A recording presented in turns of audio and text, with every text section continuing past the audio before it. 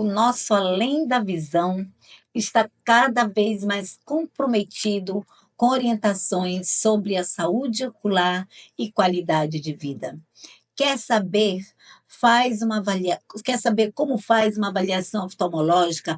Como consegue um neurologista, um cardiologista, um infectologista? Vai aí, clica, comenta, pergunta que nós vamos lhe responder através deste podcast. Neste 10º episódio, continuaremos muito além da visão. Receberemos hoje o neurologista Felipe Queiroz. Felipe, ele foi formado na Universidade Federal de Roraima, ele é especialista também em saúde da família e Felipe também é voluntário, né, da residência clínica do Hospital Geral de Roraima e também é professor do curso de medicina. Doutor Felipe Queiroz, seja bem-vindo a esse podcast. Doutor Felipe tem uma história muito bonita com oculistas associados, porque ele era um aluno muito querido do Dr. Rômulo, um menino assim que ele dizia, é um filho de família, e ele acreditava muito que doutor Felipe ia ser o que ele é hoje. E hoje, doutor Felipe é um neurologista de referência no nosso estado. Doutor Felipe, seja muito bem-vindo, e eu gostaria de lhe passar os microfones, e gostaria que o senhor falasse um pouco dessa relação do paciente que vem com oftalmologista e também precisa dos seus serviços como neurologista. Obrigado, Angela, pelo convite. A oftalmologia e a neurologia, elas têm muito em comum, né? Porque se a gente parar para pensar, o nosso cérebro, 40% do nosso córtex, do nosso cérebro, ele está relacionado ao processamento de informações visuais, né? E a gente tem as doenças neurológicas que não só influenciam nesse processamento visual, como também doenças que estão relacionadas nas vias ópticas, a redução da chegada dos estímulos nervosos ao cérebro. Então, acaba que temos muitos sintomas incomuns na oftalmologia e na neurologia. E a gente tem doenças incomuns também que a gente trata.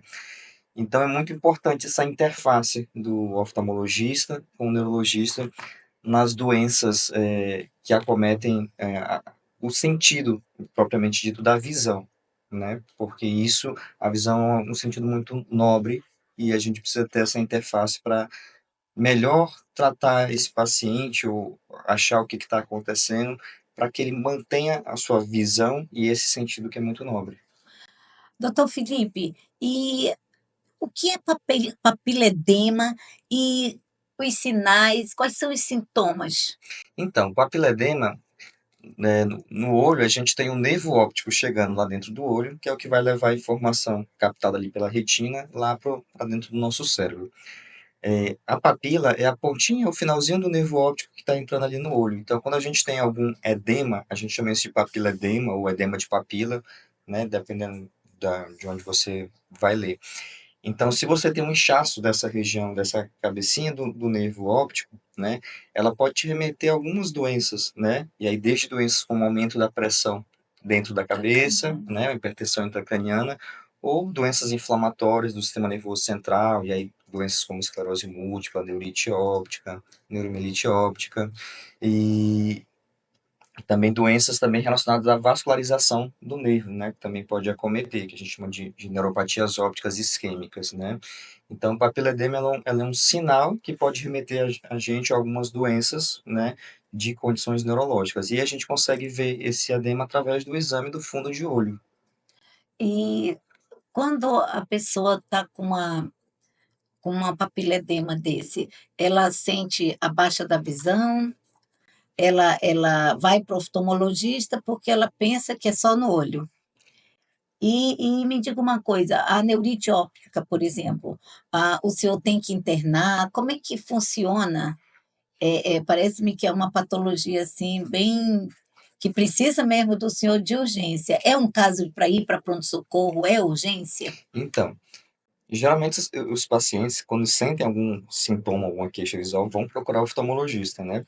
E aí o oftalmologista ele está mais do que treinado para identificar essas patologias, essas doenças. Então, quando ele vê um papiledema, ele vai ver se ele consegue já iniciar algum grau de investigação, mas já provavelmente vai encaminhar com o neurologista, né?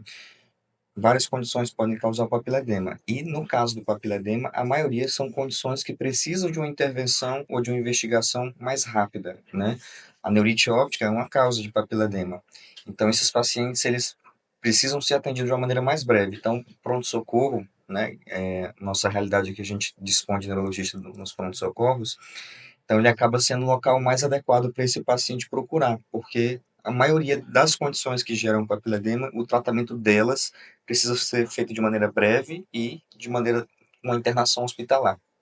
Muito importante, o senhor informar aos nossos, a quem nos acompanha nesse podcast, de que o pronto-socorro existe o sobreaviso do neurologista e que, nesses casos, é o lugar mais adequado.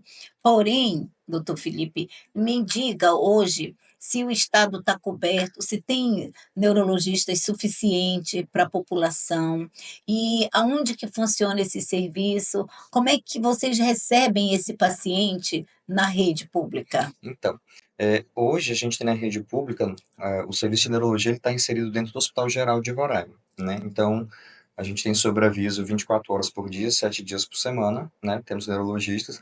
Somos poucos neurologistas, mas a gente tenta mesmo se desdobrar para conseguir cobrir toda essa demanda, né? Então, os pacientes que precisam de um atendimento neurológico de urgência, eles devem procurar o Hospital Geral de Roraima, que lá eles vão passar por uma triagem, né? O médico vai avaliar e vai acionar o neurologista para que ele possa estar avaliando aquele paciente dentro daquela condição que fez ele procurar o hospital. Certo. Nós estamos com algumas pessoas perguntando o endereço do doutor Felipe, se ele também trabalha, particular. Óbvio que sim.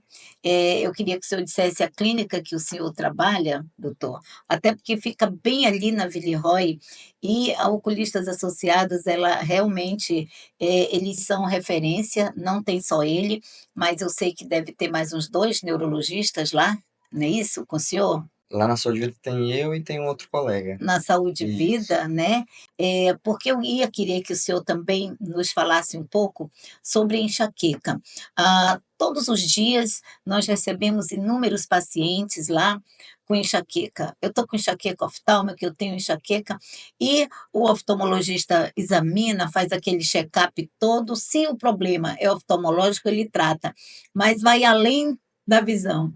Então, de repente, vem ali para a ouvidoria, para o serviço social, encaminhar para um neurologista, né.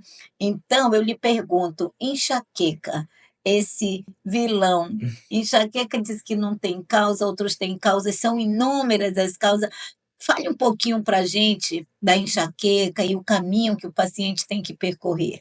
É muito comum, assim, já chegar para mim, neurologista, o paciente com quadro de enxaqueca que já passou com oftalmologista, porque a gente tem isso da gente, né? A dor de cabeça às vezes pode ser da visão, pode ser a visão pode estar cansada, né? Que às vezes eles falam e procura um oftalmologista. O oftalmologista na maioria das vezes investiga e não encontra uma causa oftalmológica que justifique aquela dor de cabeça, né? Porque se ele encontrar, como você falou, ele vai tratar.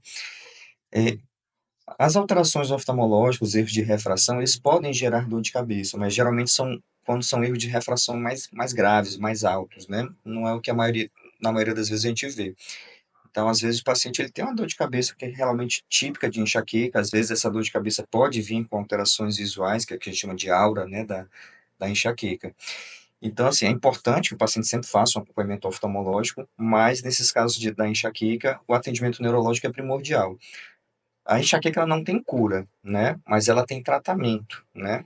Então a gente trabalha com medicações para fazer com que esse paciente tenha o mínimo de crises de dores de cabeça possíveis, né? E que essas crises de dor de cabeça não levem à incapacidade, de ele perder um aniversário, um evento familiar, deixar de trabalhar um dia por conta da dor de cabeça. Isso a gente consegue trabalhar para dar qualidade de vida a essas pessoas que têm enxaqueca. Então o neurologista acaba sendo, dentro desse contexto, o profissional mais indicado para tratar ele da enxaqueca. Existe alguma prevenção para quem está nos ouvindo, para a enxaqueca? Não tem alguém que diz: "Não, eu tomo os comprimidos para evitar"? Isso é verdade, é mito ou é verdade? É verdade, sim. A enxaqueca é uma doença mais genética, né? Geralmente a gente herda vem de família, a gente acaba herdando dos nossos familiares. Então, como eu falei, ela não tem cura. Só que tem tratamento, e o tratamento é justamente a gente tentar fazer esse tratamento preventivo. E aí pode ser tanto medicamentoso, que a gente usa medicações para que essa pessoa tenha o mínimo de crise possíveis, ou pode ser medidas que a gente fala não medicamentosas. E aí entra dormir bem, se alimentar bem, se hidratar bem, prática de atividade física. Tudo isso ajuda com que essa pessoa tenha menos dor de cabeça possível. Então, ó, dor de cabeça, se for óculos, tem que ir com oftalmo, mas quando não for, vai encaminhar para o neurologista.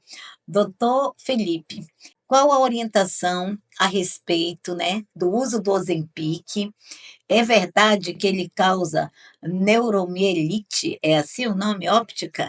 Então, a neuromielite óptica ela é uma doença inflamatória do sistema nervoso central. É uma doença que acomete o nervo óptico na maioria das vezes e a medula, por isso o nome da doença, né? Neuromielite, que é de neuromielite, que é da medula óptica por causa do nervo óptico. É uma doença grave, gera perda de visão importante. A questão do Ozempic, saiu um estudo recente do JAMA, que correlacionou o uso de Ozempic não com a neurite óptica, né, a neuromielite óptica, mas sim com a neuropatia óptica isquêmica, que é como se fosse um AVC do nervo do olho, né? Então, foi feito um estudo retrospectivo, que eles pegaram alguns pacientes e viram que naquela população de diabéticos e obesos que fizeram uso de Ozempic, e compararam com a população que não fez uso de Ozempic, tinha maior incidência dessa neuropatia óptica isquêmica nesses pacientes com uso de Ozempic. Só que esse estudo ele não conseguiu determinar a causalidade, se realmente o Ozempic era a causa, por conta da questão da maneira como eles selecionaram os pacientes, eles estratificaram esses pacientes. Só que é um alerta que se liga, né, que precisa se estudar mais isso, para ver se realmente o Ozempic pode causar essa neuropatia óptica que leva a algum grau de perda visual.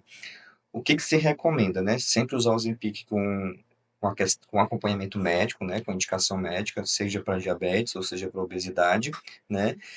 E até a Sociedade Brasileira de Endocrinologia emitiu uma nota sobre isso, e a recomendação que eles deram foi a seguinte: o paciente que já tem histórico de ter tido uma neuropatia óptica isquêmica, é, a recomendação é que não se use o Ozempic, até que se defina melhor isso, né? E os pacientes que já fazem uso de Ozempic e tem alguma baixa de perda visual súbita, né, que se encerre o uso, procure um profissional, provavelmente vai procurar primeiro o oftalmologista ou neurologista para poder fazer uma avaliação e ver se tem realmente essa neuropatia óptica isquêmica, se não pode ser alguma outra causa, para poder assim tratar. Doutor Felipe, a gente também, né? Nós vamos trazer aqui é, num dos episódios, doutor Pedro Lima, que é um glaucomatólogo bem renomado, mas a questão do paciente que tem glaucoma e que ele precisa tomar algumas medicações neurológicas e que essa medicação ela fecha o ângulo e dá uma crise de glaucoma. O senhor, como neurologista, o senhor passa uma medicação dessa sem mandar para ver o ângulo se está aberto ou fechado? Então, a gente usa algumas Olha, eu sei, gente, que ele manda assim, mas é um alerta para quando o paciente for tomar essas medicações e tiver uma suspeita de glaucoma. Como é que funciona Então, pela uma rotina neurológica? isso. A gente usa bastante algumas medicações que tem essa questão realmente do ângulo, né, do glaucoma. Pacientes que geralmente têm histórico familiar de glaucoma, né, o ideal é a gente fazer realmente esse encaminhamento, passar com um oftalmologista para medir a pressão intraocular, para saber se o paciente tem ou não algum glaucoma, avaliar a escavação do nervo óptico, né, que isso o oftalmologista faz muito bem, para que a gente possa prescrever essas medicações com segurança, né. Nos pacientes que já têm diagnóstico de glaucoma, a gente evita, a gente busca outras opções a essas medicações, né, para tratar esse paciente e não levar um prejuízo para ele na visão dele, né?